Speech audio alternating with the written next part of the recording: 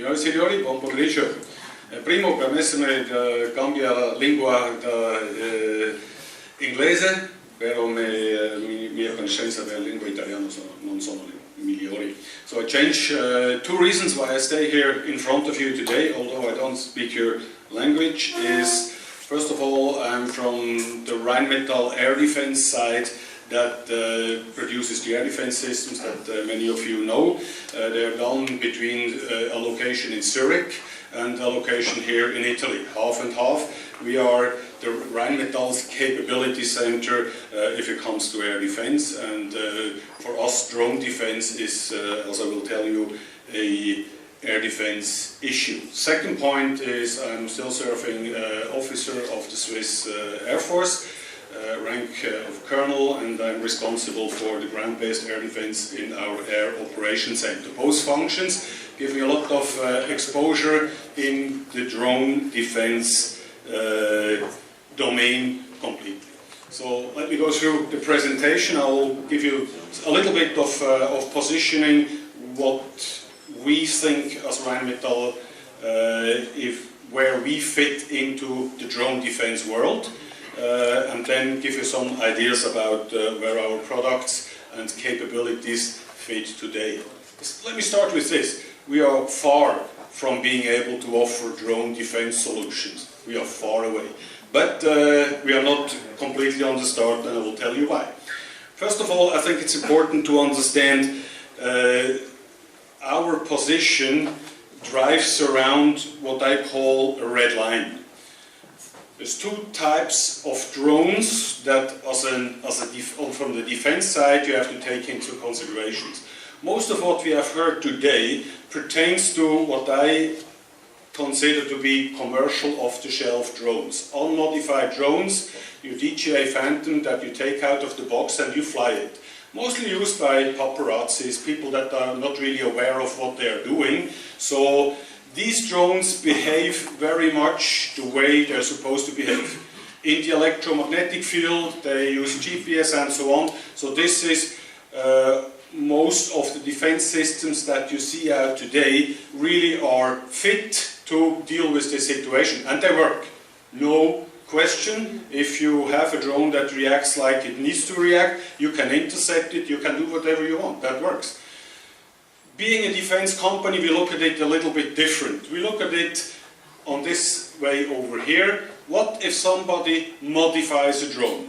Modifies it to not react like this, to not act like this, but to be able to fulfill the mission. Who would do something like this? Of course, a terrorist or a criminal.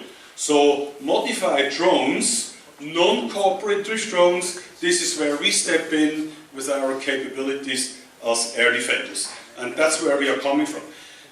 The issue here is, if you have this problem, you will find solutions and they're affordable.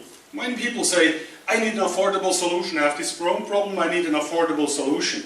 Yeah, there is affordable solutions here. If you move over here, it's getting very expensive. Here in the air defense world, you are bound to spend a lot of money. And if you have a system that is okay here, it can include the capabilities over here. If you're here, it's not the same thing. Absolutely not. Huh? So the way we look at it and what we have found out over the last 3 or 4 years is that as air defenders for the forces, we have looked from CRM to ICBM, ballistic missile defense. That is the scope of a ground-based air defender. If you take low, slow and small to it, we basically enhance the capability gap that we need to cover as air defenders. On the same side, I will tell you why that is, we are with this very much as well entering the civilian defense side, police, prison and so on. So it is a capability that serves both sides, forces and civilian side, but the technology that underpins it very likely is the same, because if you are able to solve this problem, you can solve it for a prison or for police force as well for military forces. So to us it is an enhancement of the scope that the ground-based air defender has to serve already today.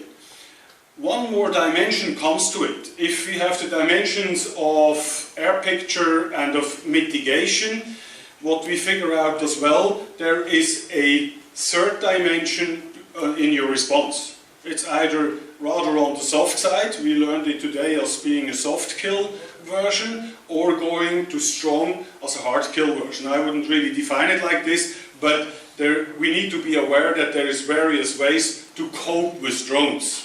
It can be softer, it can be right hard, you can go right down to a sledgehammer if it needs to be. And so this is a dimension that needs to be into consideration as well. Why are we in Rehinmetall sort of accustomed to the problem? Because for almost 60 years we do drone defense. Why did we do drone defense? Because we couldn't afford expensive targets. Nobody would give us fighter planes and helos to train with, so we always trained with drones. But what we had to do is we enhanced those drones, we made them bigger with retroreflectors for radars, we heated them up for the heat-seeking missiles, put some flares on it, because they were not realistic targets. So we shot around these targets, and then we did a computer calculation and said, if it would have been a real plane, we would have hit it 3 times. Now it's the other way around. The problem is still the same, but now we have to hit it. So evolution of the technology will help us to do so, but the problem is not completely new. Where do we stand with the technology today as the air defense part of Rehinmetall?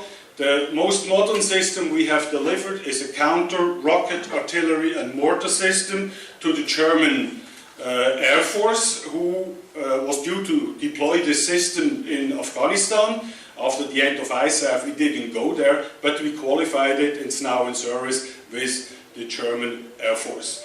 It is a system consisting out of 2 radars, 6 guns, 35mm guns, and a command and control that can protect a forward operating center of about 500 meters. So this is what we can do today.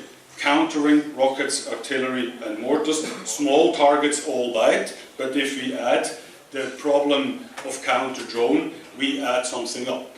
The radar that we use to detect is a radar that is designed and produced here in Italy by Rehinmetall Italia. So the detection and the tracking part on the radar side is Italian technology, and it's now fielded a couple of times. It's a radar that can detect very small targets. So a 107 rocket, to see that in 5-kilometer distance, this is already a heavy task. But the system can do this today. Does it mean it can detect all drones? Not really. Drones are sometimes even smaller than that. They go to really small cross sections for the radar. So what we have to do, and I will tell you later on what the system itself can do, but we have to augment its search capability. And to augment the search capability, we need all various technologies and bands in order to detect drones. Radar is one of it, but we start with optical, acoustic, electro-optical, radar with microdopplers and so on. So anything that can enhance, that can detect, we can use to detect the drones, and then we deliver the detected drone directly to the tracking system of the air defense system. And once it's there, we can deal with it. Even very small drones, we have demonstrated this. So, except the search function and the air picture, we are very far in delivering or having a proven counter-drone system that can be used for air forces and armies. Make my point on the other side, a civilian application. Due to these experiences we had, we conceived a system, a sensor package, that we have now installed in 2 Swiss prisons, which guards the wall of a prison from drones that fly over the prison wall. The only thing it does, it detects the drones that get in and raises an alarm. This is really the lower end. Such a sensor costs about 20,000 euros. Has 4 radars, has a camera, and it just does the job 24/7. It's now, actually today we are doing the final acceptance in one of the 2 prisons, and then it's going to be an operational system. So this is the lower end of applications for the civilian world. It's not military qualified technology, it's civilian technology. The radar that we use here is a radar that most of you have in their cars, and we use it in the drone defense world. So this is the application of the technology. Putting these sensors up on the prison wall, making the virtual wall around the prison. There is a command center which doesn't have to be manned. So it's an unmanned system that will only raise an alarm if a drone flies over the prison wall. That's it. All that. You cannot track it, you cannot get it down, but it raises an alarm.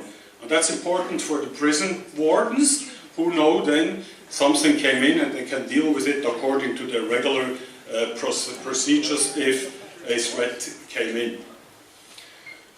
Now, on the technology side, of course, we went forward. Newer radars are available. The radar X-Star 3D is a radar that was developed here in Italy by Rehinmetall Italia, and it's now under the Forza NEC program.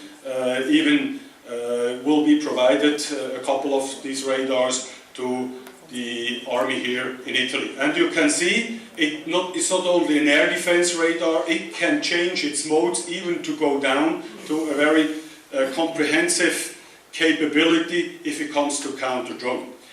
If you have any questions here, my colleague Massimo Serci, who is sitting there, he would be able to answer you all the questions because he was at the helm of developing this radar, and we are now excited that we get it into service with various customers, basically replacing the capability that we had in Sky Guards and we had in Sky Shields, what you have seen before. As I said before, it's not only radar. You cannot really rely on radar if it comes to drone defense. It will help you quite a bit, but if the weather gets bad, if it's raining, these drones can fly in heavy rain. Radar is not really the right answer in rain. So today, what we have to make sure, use all the potential sensors that we have, merge them together, and one of it, of course, is as well electro-optics in the IR and in the TV world. What you see here is what we call the UMIT. It's an array of cameras. It's deployed here in Davos for the World Economic Forum. We have seen a picture already this morning. We have, back in 2015, I believe, we have delivered the air picture to the police of Davos, again in the counter-drone world. And what you see up here is a verificator, military grade. It's an MSP 600 that can track the drones. So detect and track in the electro-optic world in one package. Both of them are systems that are fielded and available through Rehinmetall. We have seen one of the elements besides detect is the function decide. So where do you combine all the information? And obviously it's various systems. Depending what kind of system you have, you can integrate the Rehinmetall system that's called SkyMaster, which will predominantly do you the routine that's called track evaluation and weapon assignment. So this is a package that we can build into an existing command and control system, but we can make it a command and control system where we bring together all the information, produce a local air picture, even down to drone grade, and then be able to assign effectors if we need to cue effectors to the air picture. Now, that's really the world where we're in. It's 35mm air defense guns, many of them deployed around the world. Many of them for some time have gone through a hard time because some operators have not really believed that guns are an answer to today's air threats. With the drone defense coming up, we might look at it a little different. We have seen a couple of pictures today where guns were shown as potential solutions. The solution that the Saudis took when they shot the GMT Patriot against a small drone in the Yemen conflict was probably not the best one. It worked, albeit the drone came down, but it's not the right answer if it comes to cost-to-kill ratio. So using one of these guns can really do the job, and we have demonstrated that last year. I'll try to show this video clip here if it works. Yeah, it does. So on our firing range we demonstrated with the Sky Shield an augmented drone tracked by Sky Shield, and the ammunition that we are using, which is called the head ammunition, fired here from a revolver gun, will for sure, because it forms a dense cloud of small sub-projectiles, it kills any drone, however small it is. So if we have it in the tracking routine, we can definitely kill these drones. So if you have a gun available, if drones is a problem in the mission that you are, and you can use the gun, then of course by all means it will do the job. It's something that works even today. And there's various types of guns available. They can all be modified with this type of a head ammunition to really make sure that if a drone gets into the active range, and there's about 4 kilometers of such a gun, it can deal with it. Definitely the effect is here. But that doesn't mean we stop there. We have started to develop high energy lasers. We have a high energy laser program that we do together with our German colleagues, where we are using their, what we call core technology for various applications. For us, of course, it's air defense. That's the predominant use that we see for high energy lasers. What we are doing, we use a commercial off-the-shelf high energy laser source, about 10 kilowatt. We multiply them on platforms. Here you will see 3 of those telescopes, and we superimpose those beams on the target. So lasers are for sure an answer as well if it comes to drone defense. I'll show you some footage here of these tests where we have shot down a couple of drones in laser tests back in 2013. This is the 30 kilowatt laser, and you see the effect here. But be sure, that's not what you see if the drone is not loaded. We ignited the payload that we put on the drone. So there's the front of the drone had the payload, which may be the case, and then if you ignite this payload. If you don't have a payload, you laze and laze and laze, and we had drones made out of styrofoam. We couldn't bring them down even with 30 kilowatts. They were just steaming, foaming, steaming, they were always flying. So a laser is not always the answer. It can do the job if you have to ignite something, or you can cut the drone off or something like that. That's possible, but it will not answer all your questions. On one end, on the other end, it is as well susceptible to intransparent atmosphere. You need a transparent atmosphere in order to do a laser. I'm completely convinced that in the future the air defender will have a laser on his shooter grid, but not only a laser. He probably has a missile in the gun as well, and then he is well prepared for whatever comes along that he needs to negotiate. Some other activities we are doing is, of course, we have seen this, net-based effectors. One net-based effectors for, may call it a soft kill, but for operation, for instance, on airports or something like this, where you cannot use a laser or a gun, or for the sake even for drones on the left side of the line, electromagnetic guns, then something like this, a net catcher or a net is probably the right thing to do. So I'll have a little video clip how this is supposed to work. So, for instance, it's installed on an airport environment, and most of you have seen what effects a drone that you cannot mitigate in the airport environment can have. It can cost a lot of money, besides creating a dangerous situation as well. So if an errant drone comes into the airport environment, and let's assume it's a terroristic one, so it's not one that you can easily defeat, so you need to detect it with an active system, and then you cue one of these special effectors that fly out to the drone, pass the drone, deploy a net, and catch a drone and bring the whole thing down on a parachute. That is one of the options called Sentinel, and we are working on this solution. But of course, that's depending on the situation, it's not really what you want. What you really want is, in many cases, what we call catch and carry. So you want to go catch this drone, carry it away, and then it would rather look like this, where you have one drone catching another drone, but being capable to carry it away. Of course, there's limitations, because in speed and in weight you can take away, but it is a possibility that we would offer, that you either send out a catch and carry, or you send out a catch drone that would deal with drones in, for instance, an airport environment. where something like this could be deployed by a police force in order to clear a threat that's placed in the operating perimeter of an airport and could have devastating effects. We go forward here, come to conclusion. Of course, Rehinmetall has lots of experience in various fields. One of it is high-power microwave. We are experimenting with high-power microwaves. Distances for high-power microwaves are not so big, so it's rather a last-ditch try to enter a drone's system in order to bring it down with a high-power microwave.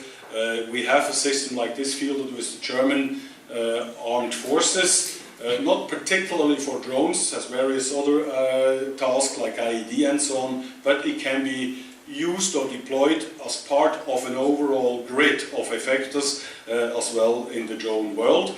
Or something like this, we're working on conceiving a 9mm Gatling gun that would fire not 9mm real rounds, but 9mm plastic rounds that would be up to about 100 meters effective and then fall down without collateral damage, in order for the very short range to have something available to deal with a drone threat, which would then be the replacement of your regular rifle or gun that you would use, because we have seen or was tried quite a lot just to use rifles in the all-arms air defense role, but you need many rifles in order to score a hit, a reliable hit. Could be by accident in any case would be possible. All right, so that's the stuff that we are working on. Come to a conclusion of my presentation. Thank you very much for your attention.